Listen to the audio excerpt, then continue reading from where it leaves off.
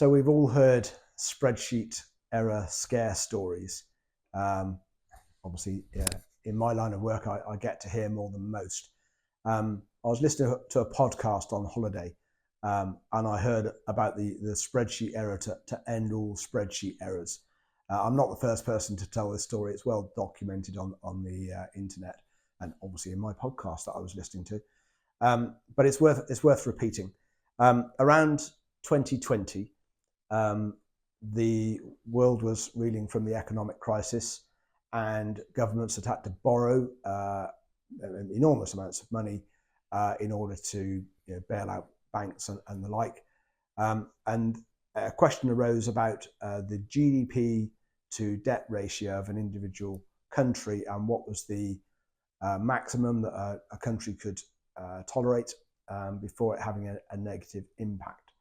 And there was a key piece of research done by Carmen Reinhardt and Kenneth Rogoff.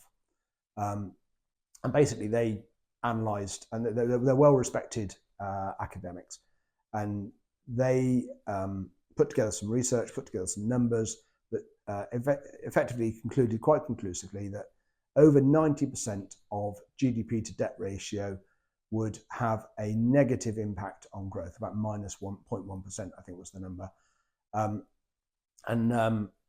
On the back of that, major countries, including the UK, took quite significant economic decisions, austerity in the case of the UK, which was obviously pretty controversial and unpopular at the time.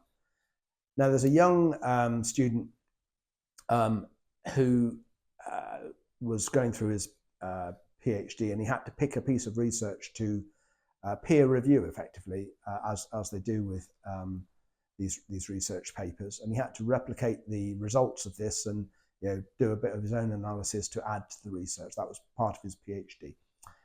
So he picked this particular piece of research, and he tried for a good few months to replicate the numbers in this research, and he couldn't do it. He just couldn't get the same results. And in exasperation, he took what might now seem to be a fairly obvious route, and he wrote to the two academics in question and asked them how they got their numbers, which is pretty cheeky to ask somebody quite so senior to do that, but that's what he did. And they were very magnanimous. In response, they gave him his spreadsheet, their spreadsheet. They gave him the results that they actually got, the actual spreadsheet, the raw data, everything, which was extremely good of them. And he had this spreadsheet for about 5 minutes, and he realized that there was an error in the spreadsheet. And it was a simple error, not a complicated one. A row that was being averaged, the average formula had only been applied to about half of the column. So significant parts of the data had simply been missed out from the equals average open brackets formula that everyone knows pretty well in Excel. And the result of that was pretty significant. Some major countries had been left out, and when you actually corrected it, the results went from 90% GDP and above, creating minus 0.1% growth. It actually was plus 2.2% growth.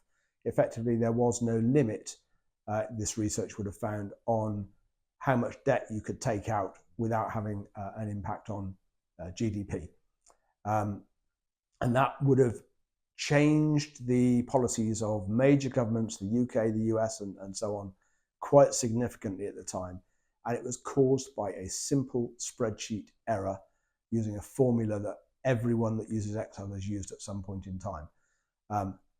Very scary story.